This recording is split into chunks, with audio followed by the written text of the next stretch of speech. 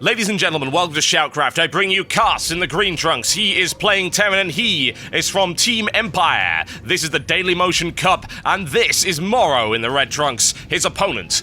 He is from Team Mousesports, and he is playing Zerg on the Metalopolis in the close air positions, as you can very clearly see. This should be an absolute blinder of a matchup, ladies and gentlemen. It is a best-of-5 series. These are the semi-finals. One of these guys will go through to the grand final, and the other will go into the playoffs bracket. So there's a lot on the line right here, and these two players are absolutely astonishing. Close air positions should be a little bit beneficial for Morrow, a little bit of early scouting information, and be able to acquire that without too much of a problem, knows exactly where his opponent is earlier, and knowing Morrow, he'll use that as an opportunity to try and get his macro going in a really major way. Morrow is a macro player of one of the highest calibers. He's one of the best Zerg in Europe, no question about that, but he is going up against a very aggressive player indeed in the form of Empire Cass, who's been doing incredibly well over the last few months. He's always been a strong player, but he's really come into his own recently.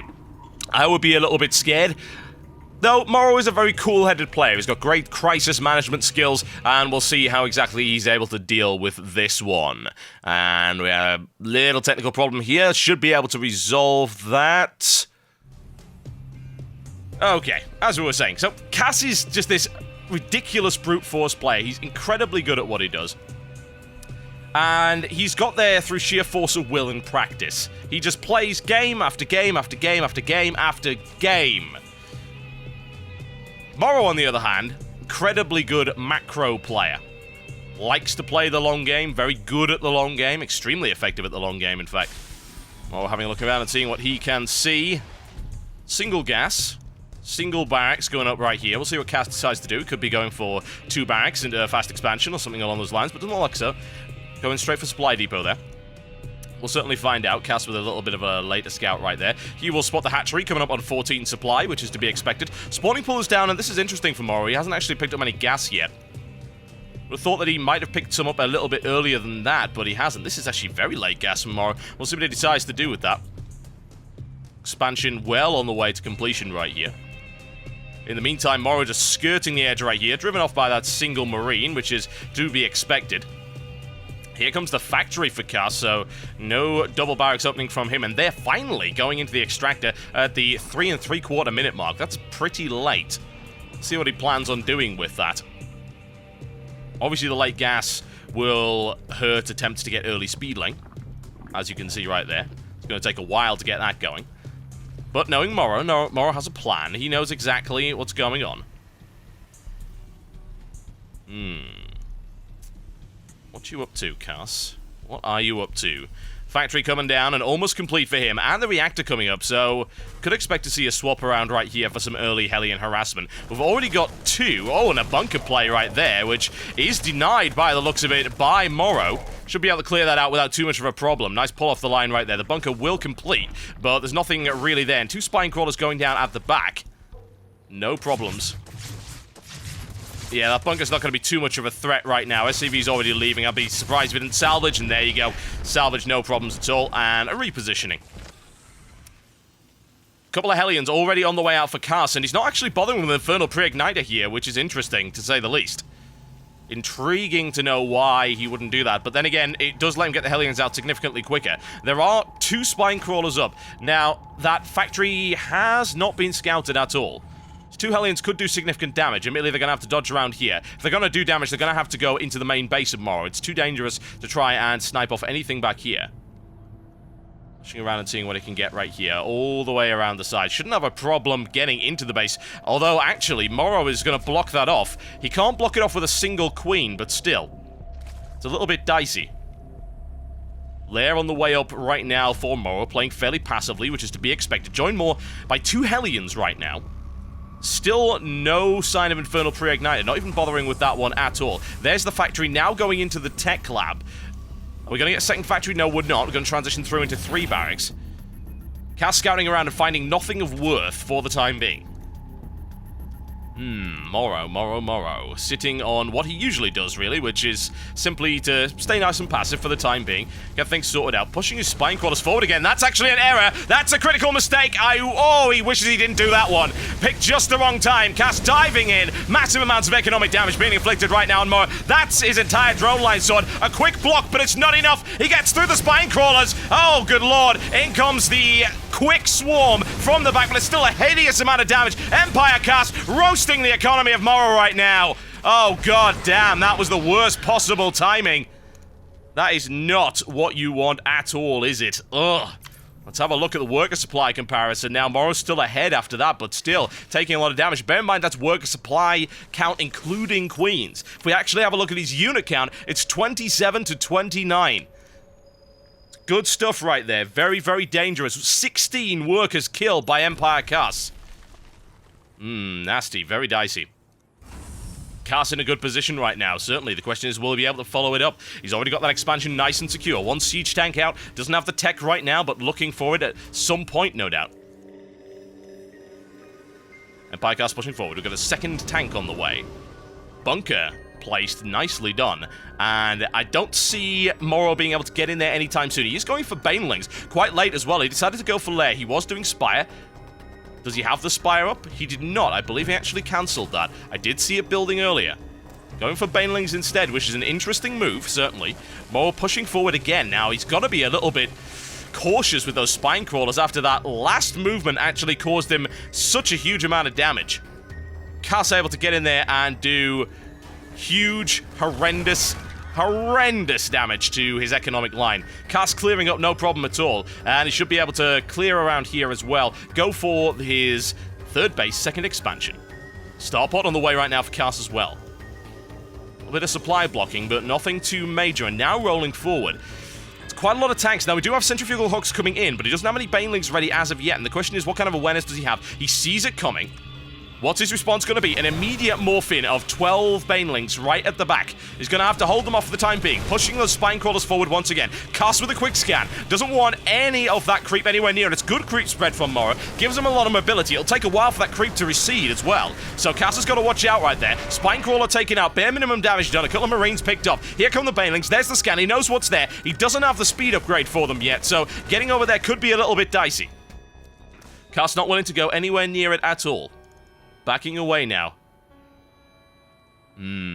Cass, you must be careful. I wouldn't want to be anywhere near Morrow right now, and bear in mind that while this creep will recede, it's going to take a long time to do so. Cass moving around and seeing if there's another expansion. There certainly is not. No signs of an expansion going up right here either. And army count-wise, supply is looking really good for Cass right now. Admittedly, some good Baneling placement could easily change that round. Cass flanking, and bear in mind that will be spotted by the creep. He has no idea what's coming, and there's the scan, and he misses it. That's critical right there. Note that he actually ended up missing that. In the meantime, we have a little bit of drop harassment by Cass. It's a perfect maneuver. You can see that he's caught him out of position. A lot of economic damage being done. Trying to swarm around, and he's gonna have to force them out of there. The Marine's still holding the line. Medevac's really doing well right here, and in the meantime, crashing into the line of Cass. We've got Morrow cleaning it up right here, but that's still a lot of damage he ended up taking there. Those Medevacs are still alive.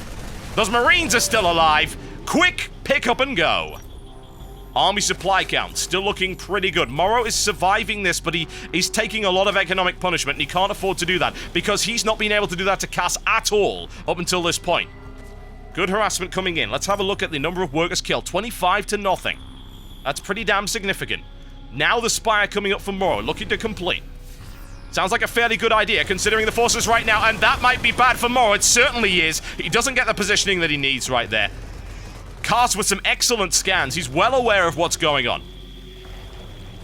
All the way back to the line right now, and Morrow with more Banelings morphing in. He does now have the speed upgrade. That'll certainly help him out, but his creep spread is significantly worse. In the meantime, however, look at this. Doesn't look like Cass has actually seen that. He might with that barracks. He doesn't spot it. Look at the positioning of that. It's so incredibly close. In the meantime, Cass with a little bit of a clear out and an elevation up to the top of the main base of Morrow. Morrow is ready to receive, however.